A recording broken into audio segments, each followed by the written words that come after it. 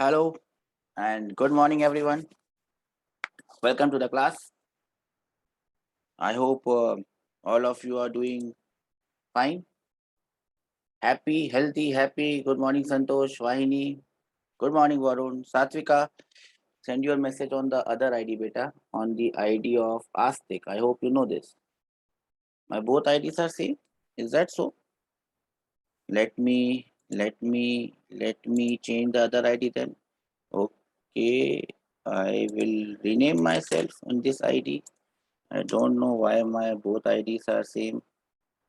Now I think one ID is by the name of Astik Udenia. Don't send message on that ID. The other ID is by the name of Astik. That's in think orangish color. So use that orangish color and you can send your messages there on that orangish color ID. Okay.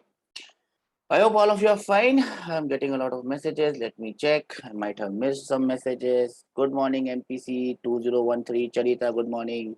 Anna, good morning. Okay. Enough of good mornings. We'll again start with the same instructions. Good morning, Deepak. If you have to send any message, send it on everyone ID. Everyone can see. Or direct message on my ID, Astik. Still some people are sending me message on the other ID. Satvika beta on the other ID. That Astik ID. I hope you understand it. Send it on the other ID. And I am there to help you out. Now, what were the questions we were doing in the last class? Everyone is not there. Okay, but I am there now. So I am there, everyone is there, right? So you can send your message on my ID, Astik. See, beta, everyone might not be there with you. I always told you. Ekla chalo re. Sometimes you have to do it all alone. Once you're doing it all alone, you might inspire others to be with you. So everyone will come and be your guide or be with you in your journey. You have to start alone. Start alone. I am there and I'm sure that others will follow. Okay. In the previous class, I think we were doing questions on equilibrium. Yes or no? Do I understand correctly that we were doing questions on equilibrium? Yes, Satvika, this is the ID that you should be sending me messages. Okay, I think I have done more questions in the NEET wala class than your class. So it's my humble duty that I at least discuss one more question, which I think is a good one. So I will discuss this question on equilibrium and then we will move on to the other topic. And this question is from your notes and I'm just showing it to you now. I think it is question number 19 from your notes. It will just appear on your screens in a while. I'm just trying to get it on the screen. Which page number is this? I'll just get it on the screen for you. And we would be solving this question and then we would be going ahead with your class. Okay. Question number 19. This will be the next question and the question comes now. Right? It is not there. This Zoom thing sometimes troubles me a lot. Okay. This is the question that I'm talking about. Problem number 19. Let me have a look at this question because we are going to solve two variations of this question. In this variation, I think, no, I'm very sure, not think, that this question is a question based on equilibrium. So here this question comes. What do we have in this question? A man of mass small m, stands on a platform of mass capital M. He pulls on a light rope which passes over a smooth pulley. So this is the diagram given. The other end of the rope is attached to the crate. So this thing is called as the crate. For the system to be in equilibrium, what is the force exerted by men on the rope? So basically he's asking what is the tension in the rope for the system to be in equilibrium. I hope the question is clear to everyone. Is it? Yes or no? Please tell me. The question is clear. Then I'm looking for the answer to this question. What I'm going to do is I'm going to magnify the image of the diagram so that you can all see it as big as possible. And here it comes. See, I'm trying something new. Previously, I used to zoom on the screen. Now I'm trying to present it in a way that it comes on your screen in a splash. You can always improve. I keep on telling you. You can always improve. You can always make yourselves better. In my case, I can always make my presentations better. I can always learn from you, and I'm learning from you. Depending on how you learn, I learn, and I try to make myself better so that I should be able to make things more clear to you. So this is the diagram. The small gentleman has a mass M and the crate has a mass capital M. I'm waiting for the answers. You are supposed to find the tension in the string. Your time starts now.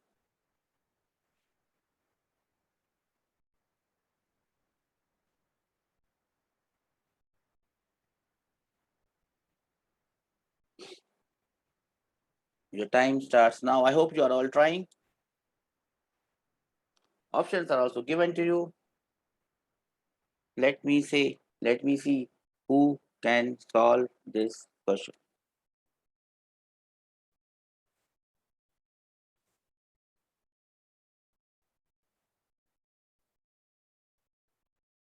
Anyone with any answer? I hope all of you are trying the question, right?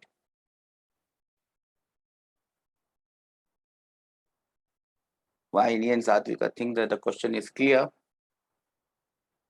The question is clear. You must be there with some answers. Question number 19 taken from the notes. What is the first step? Draw a sketch.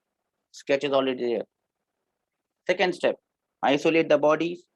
See, this man is standing on the crate, but just it's not good for me to draw the diagram in the same thing because it might confuse you. So what I'll do is I will draw the diagram separately. So I'll separate them and draw the free body diagram. So this is my gentleman. He might not look like a gentleman. He might look more like an alien, but I hope it's good enough for us to understand. And this is the crate that we are talking about. This crate has a mass capital M. This man has a mass small m. And obviously he is holding a string in his hand. So this is that string. Doesn't look very enterprising, but it works for me in physics. It works. Now let me draw the free body diagram of this man and that crate. Anyone can help me out in drawing it? The free body diagram of the men, gentleman, and the crate. Anyone can help me out? Would you like to help me out? Please raise your hands. I'll take your help. No one wants to help out? See, someone asking me, and everyone is not available. Everyone is always not available, beta. So sometimes you'll have to do it all alone. Since nobody's helping me here in the class, I'll have to do it all alone.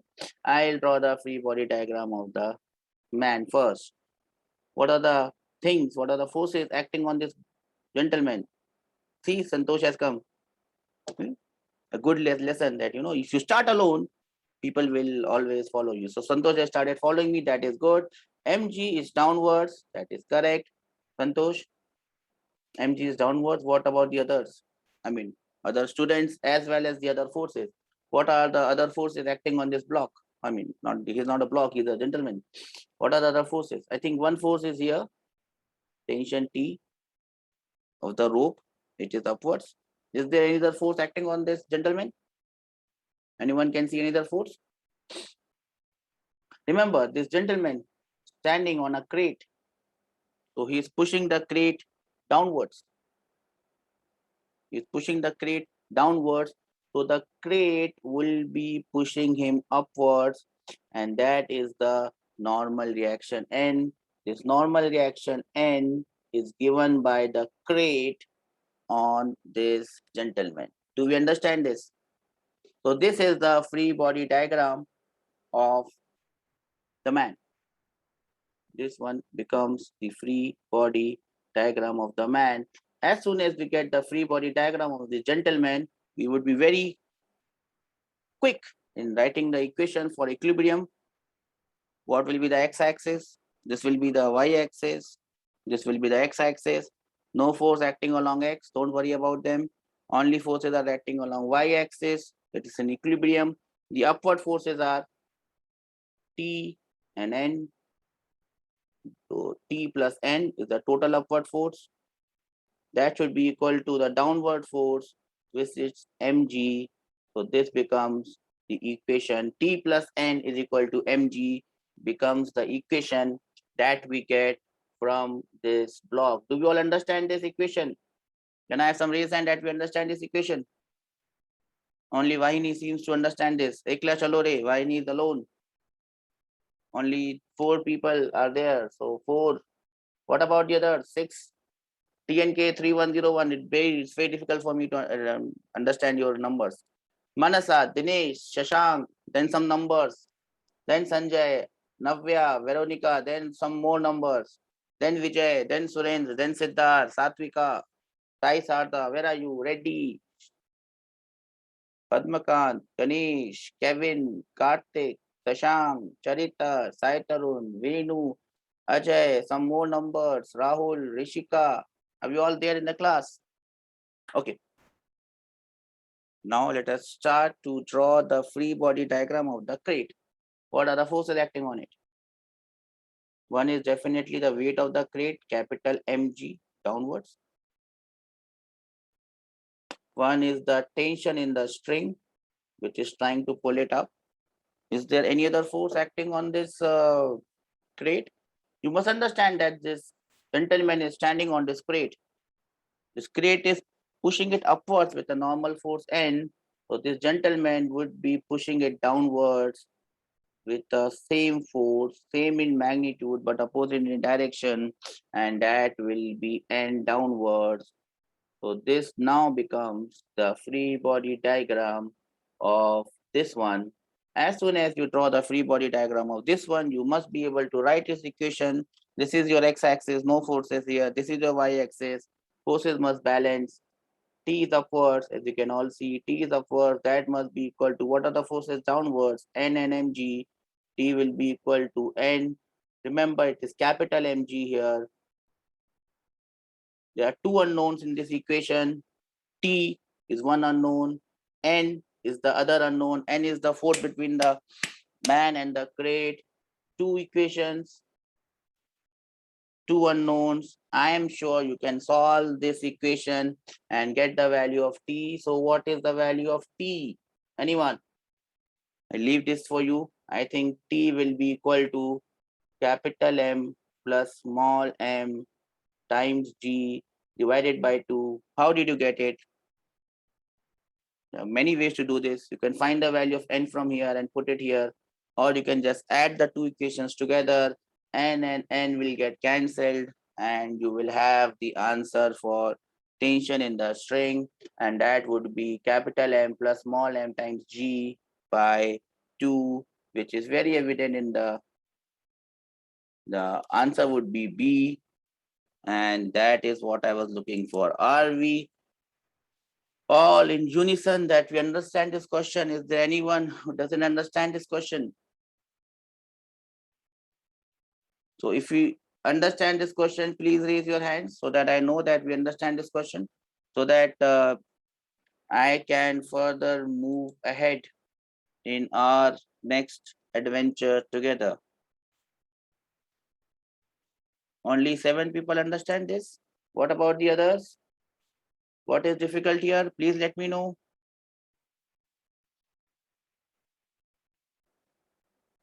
Let me see how many raised hands I have. 11 raised hands, not good enough.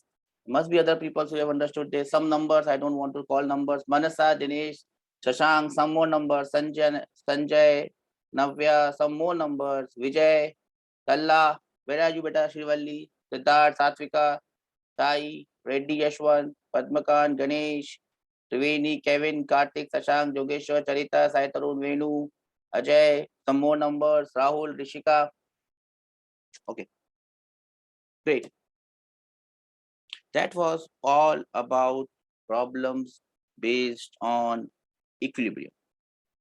Now, you must understand that problems based on equilibrium are not the only problems that we will encounter. Now, up till now, what we were doing was simply Newton's first law of motion or law of inertia. We were dealing with Newton's first law of motion. I should call it NFLM, Newton's first law of motion, and it was clearly stating if the force acting on a particle is zero, acceleration of the particle is zero. If the particle is at rest, it will remain at rest. If it is moving in a straight line with a uniform speed or velocity, it will continue its motion unless disturbed by an external force. This property is known as inertia. This is known as law of inertia or Newton's first law of motion. The next heading that we'll encounter, obviously, all the questions that we'll encounter will be divided into two types of categories, three types. We are not counting friction now, so let us not take friction into account. So basically, they will be in two categories. One will be in equilibrium, questions based on equilibrium, and the second one will be question based on bodies which are not in equilibrium. So if they are not in equilibrium, what types of bodies will they be? Equilibrium means force zero, acceleration zero. If the body is not in equilibrium, that means the net force acting on the body. There is a net force acting on the body and which is not equal to zero. Therefore, the body will not be in equilibrium and the body will have some acceleration. The body will have some acceleration and acceleration will not be equal to zero. That is the next heading that we have. We have to deal with bodies that are accelerating bodies. And again, this would not sound new to us because we already know what is acceleration. Acceleration, if I write it as acceleration like this, I will write it as dv by dt, rate of change of velocity. This acceleration is known as instantaneous acceleration. When the velocity of the body changes, the body is accelerated. The acceleration at any given instant is known as instantaneous acceleration, represented by the letter A with a vector sign is dv by dt. We all know this. I hope you can remember this. Then we already did one more type of acceleration, which was average acceleration, which was total change in velocity divided by total time. And we wrote it as v minus u. V is the final velocity minus u divided by t. Do we all remember these two types of acceleration? Can I have some raised hand? Yes, sir. We remember this. There is nothing new here. We have already done this acceleration. Instantaneous acceleration, dv by dt. With differentiated velocity with time, we got acceleration. Average acceleration, total change in velocity, v minus u by t. Then we also had uniform acceleration. What was uniform acceleration, anyone? What was uniform acceleration, anyone? Anyone could tell me what is uniform acceleration?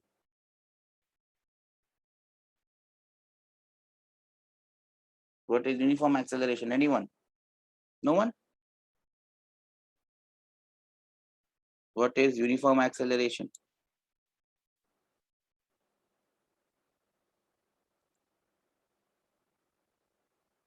Uniform acceleration, equal distances and equal time? Oh, I don't think so. Constantly increasing acceleration? No, I don't think so. Uniform acceleration. By uniform, I mean constant acceleration. What do you mean by uniform acceleration? No one knows this. Not good. Not good, not good. Change in velocity will be constant. Why are you making so difficult equations for constant acceleration? Constant acceleration The meaning is hidden in the definition itself. If the acceleration is constant, that means acceleration will remain same. Acceleration will remain same. Equal velocities in equal intervals of time. Yes, Deepak. More simply, acceleration remains same. Same in magnitude and same in direction. That is known as uniform acceleration or constant acceleration. Then we had the four type of acceleration. Non-uniform acceleration. Non-uniform acceleration was changing. If acceleration changes, then it becomes non-uniform. Very simple definitions. When acceleration changes, it becomes non-uniform. If acceleration changes, you must recollect, it can change in magnitude, it can change in direction, or it can change in both magnitude and direction. That is known as variable acceleration or non-uniform acceleration. Do we all understand this? Please raise your hand if you understand this. Please tell me that we have recollected it, sir. We may have got confused. You will get confused from time to time, but you will always keep, if you always keep revising, I'll always keep on getting back to you. Only 5 people have remembered this. Not good. Manasa, Dinesh, Shashank, Kevin, Sanjay, some numbers. Navya, Veronica, some numbers. Yashwant, Shrivalli, Vijay, Suren, Srutish, Siddharth, Sai Sarda, Reddy, Padmakan, Ganesh, Triveni, Yashwant Kore, Shashank, Yogeshwar, Charita, Venu, Ajay, some numbers again, Rahul, Rishika, are we all there? Instantaneous acceleration right now, dv by dt. Average acceleration, total change in velocity divided by total time. Uniform acceleration remaining same in magnitude, same in direction. Non-uniform acceleration keeps on changing. Still you have doubt, go to the previous lectures, see my notes. If you again have doubt, ask them in the Telegram group. We'll have to move ahead. We have to move ahead and now try to think about acceleration. Obviously, it is change in velocity by time or rate of change of velocity. How does acceleration comes from force? Because the topic that we are doing is known as dynamics. Now, whenever we hear the term dynamics, dynamics must always remind me of one thing and one only thing. Only one thing, not one only thing. Dynamics should always remind me of one and only one thing. And what should it remind me of? Dynamics should always remind me of force. Dynamics is the main heading of this chapter. Newton's laws of motion. Newton's laws of motion. The most prominent thing that Newton's laws of motion talks about is force. We have already done Newton's first law of motion. Now is the time that we start with accelerating bodies. And as soon as we start with accelerating bodies, we must start thinking about what? We must start thinking about Newton's second law of motion. And what is Newton's second law of motion? Anyone? It is already written here. Anyone would like to elaborate and tell me? You must already know what is Newton's second law of motion. What is Newton's second law of motion? It can be said in a variety of ways, particularly 2 ways that we will be talking about this. This is way number 2 and this is way number 1, and we'll first emphasize on way number 1 because this is how Newton talked about it. Newton's laws from an 1803 translation from Latin, which Newton wrote. We are taking it from there. Courtesy Newton. Sir Isaac Newton.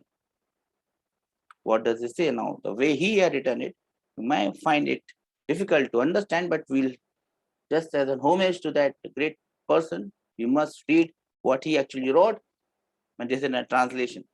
The alteration of motion is ever proportional to the motive force impressed and is made in the direction of the right line in which that force is impressed. That is what the great person said. Does it make sense? So basically what he wants to say, I'll just try to put it in a language which is more humane. He was basically God because he could imagine things which we can't imagine. What he says was, if there is a, yes, he says that F is equal to ma. I'm just trying to put it in a form of a language. If there is an unbalanced force acting on the body accelerates. The acceleration of the body will be in the direction of the impressed force or the net force. And this acceleration will be directly proportional to the impressed force. Well, I'm using the word impressed because he stressed on the word impressed. This acceleration is directly proportional to F, the force that you apply on the body, or you can write this acceleration as this force F divided by the mass M, or you can just write this force as MA. So basically, this is what Newton's second law tells us, that if a force is applied on a body, the body accelerates. The acceleration of the body is in the same direction as that of the force which is applied on it, or A, acceleration becomes F by M, or F becomes mass times acceleration. And this statement is known as Newton's second law of motion. Do you understand this? F is equal to ma is simply Newton's second law of motion. If a force acts on a body, the body accelerates. Surendra, Satvika, happens when force acts on a mass. Yes. The acceleration of the body is given by the force acting on the body divided by the mass, which is the measure of inertia of the body, divided by mass. F is equal to ma becomes Newton's second law of motion. This is the first way of writing Newton's second law of motion. I hope you have written it. F is equal to ma. That is Newton's first law of motion. Do we understand this? Newton's first law of motion? Everyone understands this? The first way of writing Newton's second law of motion. Now, this is not the only way that you can write this Newton's first law of motion. You can write this or state this Newton's law in a different way. And what is that different way? We'll just see what that way is, and then we will move forward. And the second way is the first way. Let me first write the first way. NSLM. So I hope you understand the meaning of NSLM. The first one was NFLM. This is NSLM. The first way of writing this NSLM is F is equal to ma. We have already done that. What is the second way of writing this same statement? The second way of writing this same statement is dp vector by dt. Force. Whenever a force acts on a body, the momentum of the body changes. The change in momentum is in the same direction as the impressed force, and the rate of change of momentum is directly proportional to the force.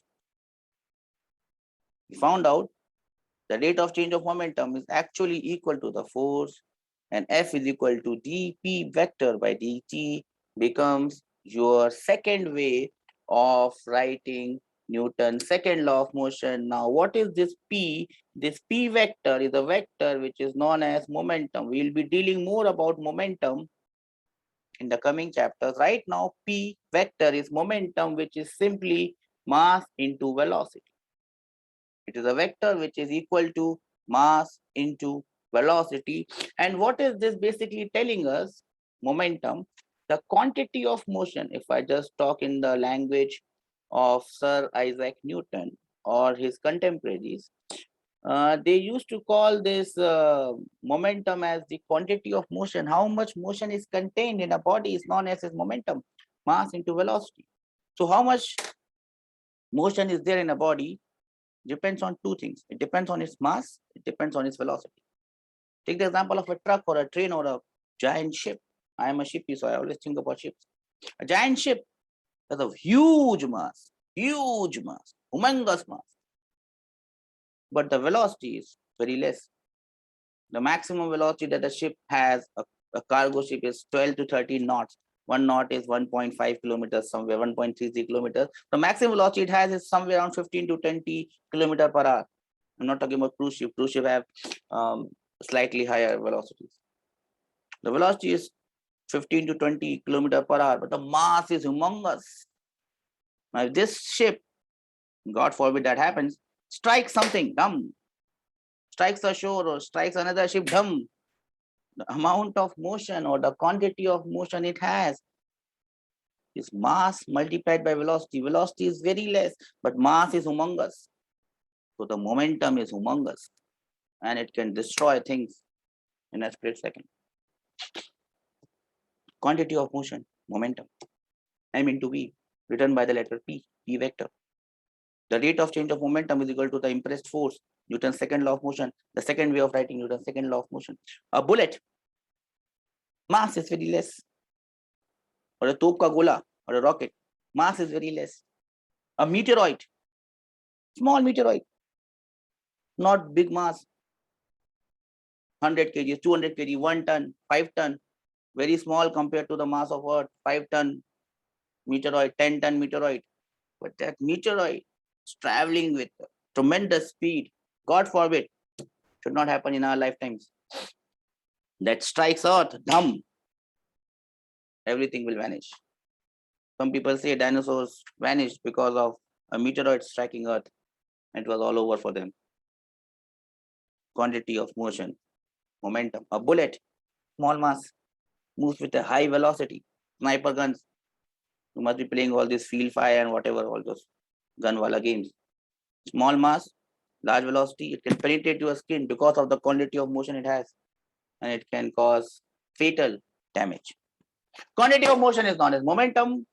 The rate of change of momentum is directly proportional to force, and it takes place in the direction of force. That is the second way of writing Newton's second law of motion. And as you can see, both ways are equivalent, because if I just write this as d by dt of mass into velocity, now remember, we are here assuming that mass will remain constant.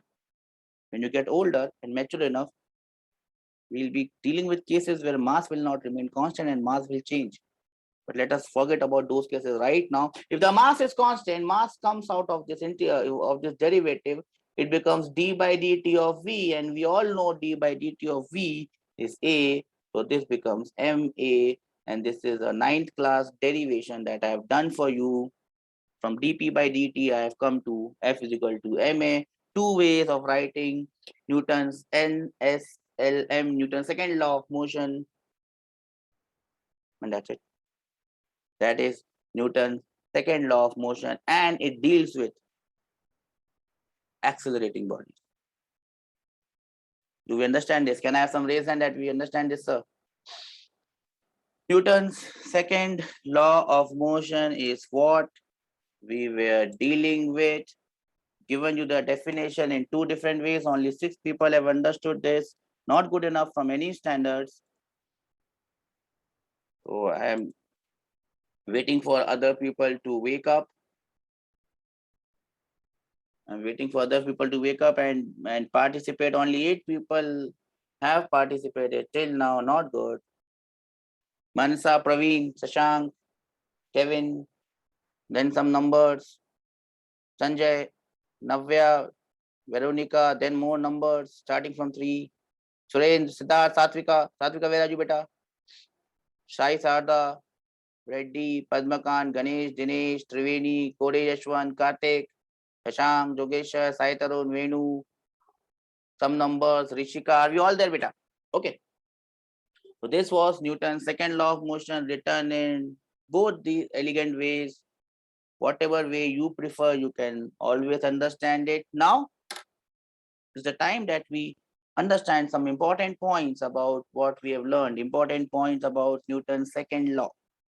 The first point is the most important one. It is consistent with first law. Basically, what this wants to say that you might have heard in your textbook or elsewhere that Newton's first law is contained in Newton's second law. Why it is contained? Because it is a special case of Newton's second law. Newton's second law is F is equal to ma. We all know this now. F is equal to ma. Now, if I make F as 0, and this is how we understood Newton's first law, if F is 0, that implies acceleration is 0, and the body will remain in a state of rest or continuous uniform motion. That is why we always say that Newton's first law is contained inside Newton's second law. If you understand Newton's second law, you obviously understand Newton's first law. Do we all agree on this?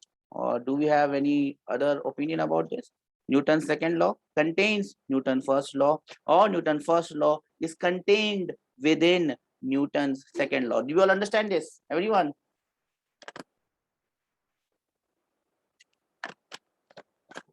Okay. Second point. I hope you are writing this because you might not find this in your notes. Everything that I teach you may not be in your notes, and that is why you come to the class. If everything is in your notes, you will not read any, you will not write anything, you will not understand anything, you will just read, and trust me, no student in this universe can clear IIT just by reading, especially physics. No, you can't clear IIT by reading physics. Physics and maths cannot be studied by reading. I will give you all notes, everything I give you already, all my notes, whatever I write, even a single word is sent to you via your channels and PDFs. That doesn't help. Reading doesn't help. For JEE, reading doesn't help. Physics, JEE, reading doesn't help. You have to do it. Do it. Write it with your own hands. That is, I always insist on. Coming to the fact, I told you about that student, who got AIR 3 in ISI. He called me up yesterday, day before yesterday, and he told me, sir, I'm getting 243 out of 300 in JEE Mains. What is so special about him? Nothing special. He's just a kid like you. He listens. He listens to his teachers. If I tell him, beta, do this, he does it. He scored, he tried 22 questions in physics, 19 questions in chemistry. His chemistry is a bit weak. He got 20 questions in maths. Do you imagine how many questions is wrong?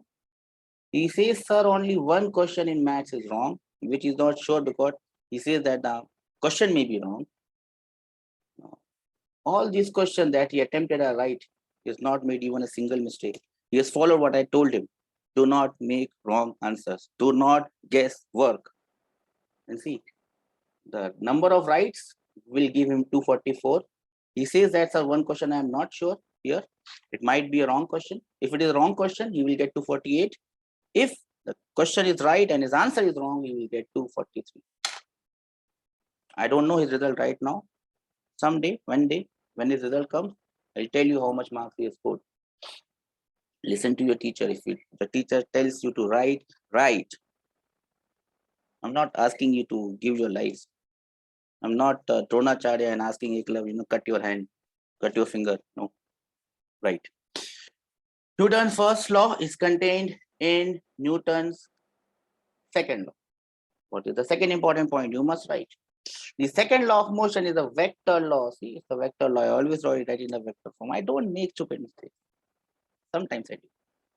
I've also made mistakes in the class sometimes, Maybe in the last class for biology, I made a mistake. The mass was 2 kg and I wrote, the mass was 5 kg, I wrote 2 kg and I got the answer. The answer was correct, but the thing that I wrote was wrong. It's actually a combination of 3 equations, one for each axis. So force along x will be mass into acceleration along x, force along y. I'm not calling this rate of change of momentum because momentum we will deal in great detail in the coming chapters. I'm not writing dp by dt. I'm not saying that. I'm just saying force along y is m into a along y because that is what I'm concerned about right now, not rate of change of momentum. Rate of change of momentum will come in the chapter known as center of mass. Everything will be rate of change of momentum. Force along z-axis is mass into acceleration along z. I always told you that whatever I tell you, whatever I teach you is strictly on the basis of something which I call need to know basis. What do you mean by this need to know? I'll only tell you things that you need to know right now. And I will not tell you things that you don't need to know right now. But that doesn't mean that I will not tell you those things. I'll tell you when time comes. So right now, the time is not good for this rate of change of momentum. I only gave you that definition because in CBSE textbook, you will find that definition. Though not correct, should not be there right at that point. Even I don't agree with CBSE on that matter, but that's my personal opinion. That definition should not be there. Momentum should be coming somewhere later on. Fx is m into ax, fy is m into ay, fz is equal to m into az. Do we understand this? Can I raise hand that we understand these 3 different components of the equation? Along z-axis, along x-axis, along y-axis. I'll lower all hands and I'll again ask you to raise hands because this is very important for us to understand that this is the way we are going to solve problems. That is why it is very difficult, very important for us to understand these points. Only 5 people have understood it. That is not good enough. Manasa, Praveen, Shashank, Kevin, some numbers starting with 2. Sanjay, Veronica, Yashwan, some numbers starting with 3. Talla, Shruti, Siddharth, Satvika. Good that everyone is coming with their names.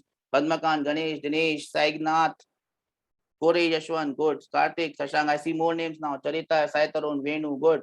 Good. Great. Second point, have to write it. Third point, this is third point. This is strictly applicable to a single point mass. So we'll be applying this for a single bodies. The chapter known as center of mass and rigid bodies, we'll be applying it for multiple bodies. One body will be consisting of a large number of particles. We'll be having these combined masses, one mass attached to the other mass. Lots of things will come. But right now, F is equal to ma. Whenever we are going to apply, we are applying it for a single body. F will stand for all the external forces acting on the body, whether it is gravity, whether it is tension, whether it is normal reaction. Did I talk about spring force? No, I did not talk about spring force. Again, need to know basis. I'll tell you when you need to know.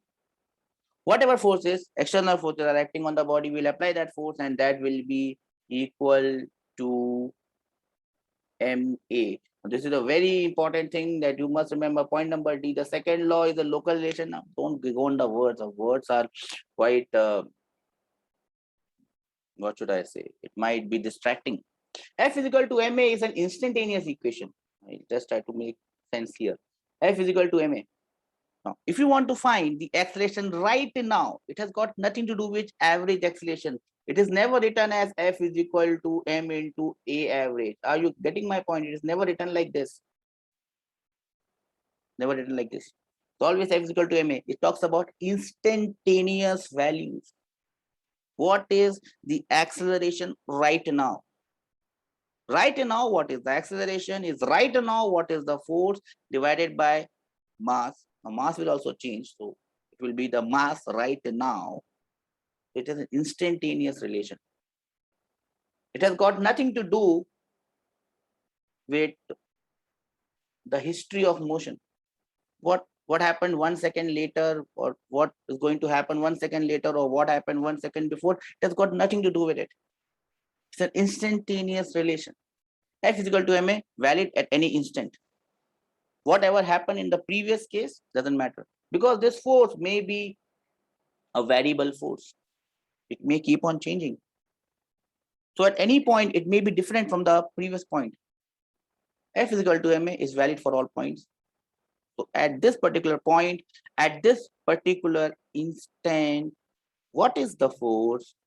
That is equal to m into a. Do we understand this? Is it understandable? Clear to all? Or it has gone above our heads? Please let me know.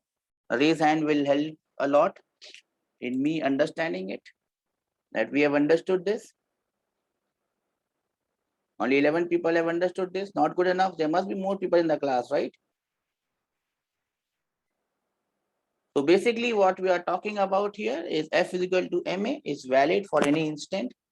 At 5 seconds, what is the acceleration? Force at 5 seconds divided by mass at 5 seconds. At 6 seconds, what is the acceleration? Force at 6 seconds divided by mass at 6 seconds. That's it. It's an instantaneous relationship. Force at 5 seconds has got nothing to do with acceleration at 6 seconds. Acceleration at 6 seconds has got nothing to do with force at 3 seconds. It's an instantaneous relation. I hope I'm clear with all. You all understand this now? Okay. That takes us to the next part. Once we have understood what is Newton's second law, F is equal to ma, everyone knows it now. How do we solve questions? What is the question solving strategy for accelerating bodies? So this is step-by-step procedure to solve questions based on accelerating bodies. And you will find it very intriguing that most of the steps are same. The steps will only change at the last step. Otherwise, you will see you have been doing this for a while. You did a lot of questions on equilibrium. The reason? Because we have to do the same thing going forward. Nothing changes. Nothing much changes. Something has to change because body is accelerating. Yes, we all know that. Nothing much changes. First step. Step number one. What is step number one? Step number one is make a sketch. We have all been making sketches. Doesn't change anything. Step number two, isolate all bodies and draw free body diagrams. Draw free body diagrams and label all external forces. Santosh, label all external forces. There might be some forces that are known. There might be some forces that are unknown. Doesn't matter. Label them. Step number two. Step number three. Choose convenient coordinate system for X and Y axis. If a body is kept on ground, this becomes your X. This becomes your Y. If the body is hanging, this becomes your X. This becomes your Y. The only case where you might have to change it when a body is kept on an inclined plane like this, here, then this becomes your X and this becomes your Y. Nothing has changed up till now, yes or no? Then you have to resolve all forces along X and Y component. That is your step number 4. Has anything changed till now? From step number 1 till step number 4, has anything changed? Has anything changed? I don't think anything has changed. I think everything has remained same. See, the basic steps are always same. Step number 4. Now, up till now, what was happening was once we get this free body diagram, there were some forces which were along x-axis. There were some forces which were along y-axis. What we were doing, we were equating forces along y and forces along x. Upwards is equal to downwards, rightwards is equal to leftwards. Because the body was in equilibrium and the forces were balancing out each other. But now, this won't happen. The net forces along x-axis, if there are net forces along x-axis, that will be equal to mass into acceleration along x-axis if the body is moving along x-axis. By body moving, I mean body accelerating. If the body is accelerating along y-axis, the equation will be like that. Forces along y-axis will be equal to mass into acceleration along y-axis. It might so happen that the body is accelerating both along x and both along y. In that case, we have to make both the equations for the body. But that would be a very difficult case. That will come later on, very later on. That the body is accelerating also on the x-axis and also on the y-axis. That will be a difficult case. That will come later on. Simple cases, what will happen? In simple cases, what will happen is you will have acceleration only along one axis. For example, if you have acceleration along x-axis, body moving along x-axis, the acceleration along y-axis will be 0. So you will say that force along y will be 0. Net force along y-axis would be 0. In cases that we start, the body will be accelerating only along one axis. Either that axis will be x or that axis will be y. And you will understand which axis it is accelerating. Or it can happen the other way around. What is the other way around? What is the other way around? It may be accelerating along y. It may be accelerating along y. So for y, we will write this equation. But the acceleration along x would be 0. So along x, we will write total force is 0. After step number 5, this was step number 5. Step number 6, you will have some equations and some unknowns. Normally, the number of equations and the number of unknowns would be same. You always count the number of unknowns and the number of equations. If they are same, you can go on and solve it. If the number of unknowns are more and number of equations are less, number of unknowns are more, numbers of equations are less, then you start thinking, I have missed something. I gave you a question where the number of unknowns were more and number of equations were less. So then you think you have missed something, find out that missing equation, keep on writing equation unless the number of equations and number of unknowns are same. When they are same, solve them, get the answers, and stay happy. Am I clear? That I have some raised hand that we understand this? I'm loading all hands, starting from Manasa, Praveen, some numbers, Shashank, Kevin, numbers, Sanjay, Veronica, Yashwant, Konda, Satvika, Sai Sarda, Padmakan, Ganesh Guli, Triveni, Saina, Shashank, Santosh, Charita, Venu, some more numbers. Are we all there, beta? I hope you have written all these points. Now I would ask all of you to lower your hands. Anyone has any doubt, I'll give you a minute to ask your doubt. Else, I will move on and solve at least one question before winding of the class today so that you understand how questions are solved. So I'll give you a minute to win it. I hope I told you about this minute to win it thing. When I was of your age, there was a, what should I say, reality show. Now you call it reality show. That time it was a quiz show. Minute to win it. It used to give you small tasks in 1 minute. If you can do that small task in a minute, you win. Small task like, I have this bottle, throw it and make it stand upright. How many bottles you can do in a minute? If you can do 10 bottles, you win a prize, something of that nature. And people were making videos of that and putting them on their social media platform. There were not so many social media platforms at that point in time. Basically, there was Facebook, so people were putting things on Facebook. Okay, a minute to win it is over. I don't have any doubts up till now. That's what I see. That takes me to solving one question on the same line. So I'll give you a minute to solve this question. Mass of this body is 5 kg. G is 10. I never change the value of G. I apply a force of 10 Newton. I'm not writing N because N might confuse. The force of 10 Newton is applied. There are two questions that I ask here. Find the value of normal reaction N or force from ground.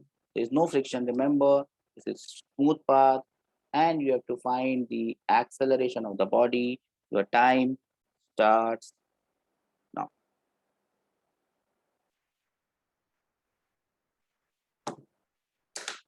I hope you can do this. Simple. Life is simple. Unless you make it complicated. Yes, Yashwan, that is correct. Newton, not Newton. N is 50, yes. N is 50 newtons, correct? Correct.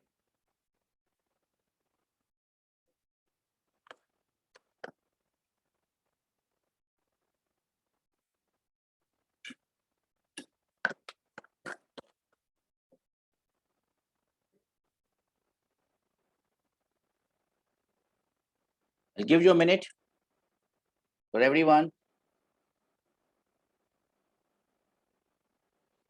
Your minute is over.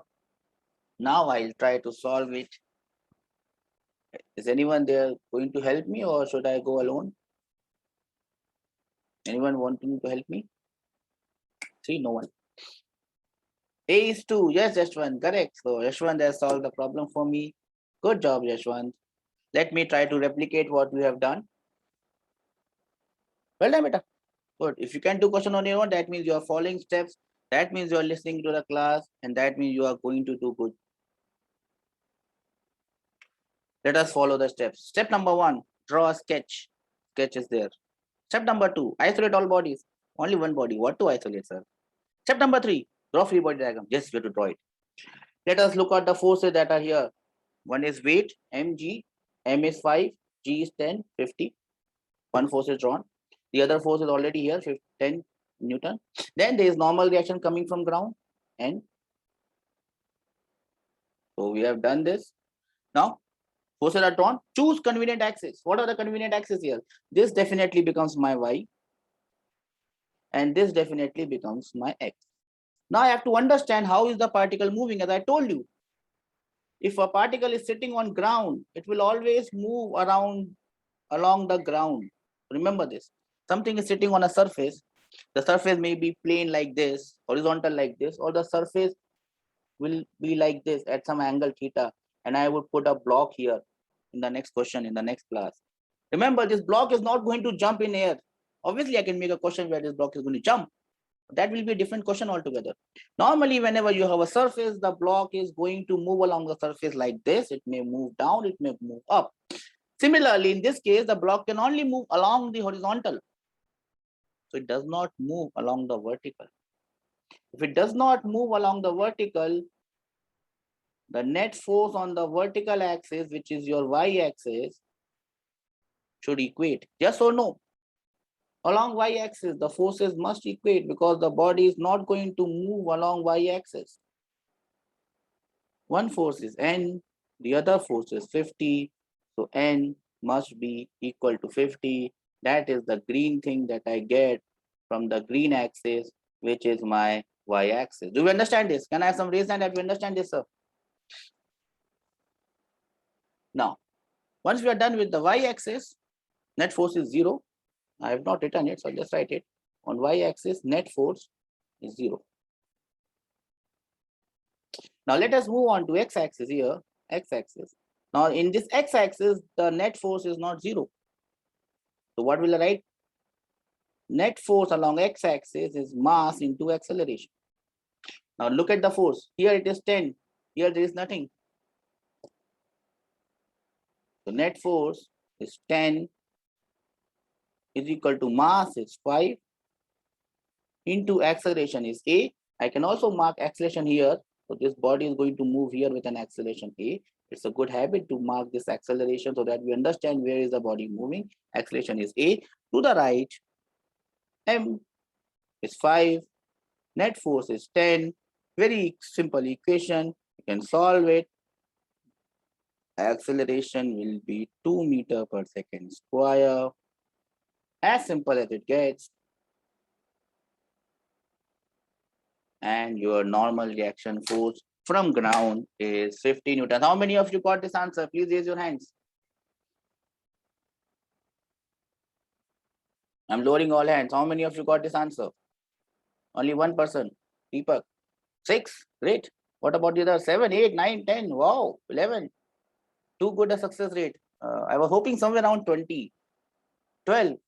Still lagging 8 people who are not responded. Anyways, I would hope that in days which are coming, I will see more responses in the question. Once you start solving the question, you will find them interesting. My job is to make physics interesting so that you develop taste for physics. Now, when you are a kid, my kid, he eats almost everything. You put everything in front of him, very rarely he will not eat it, because from the very beginning he has developed a taste for that thing, whether it's chicken, mutton, anything. We've not tried crab though. I'll take him to go and I like crab. I take him to go and probably we'll eat crab together. You have to develop a taste for physics, and if you can do this, you will find it very interesting, because the most difficult part of physics is what we are going right now. That is mechanics. I hope you are liking it. If you have any doubts, you can always ask me. My class for this particular session is over. So I will dismiss the class now. If you have any doubt, you can always ask me. Else, the class is over. Stay safe, stay healthy, stay happy. Bye-bye. Sayonara.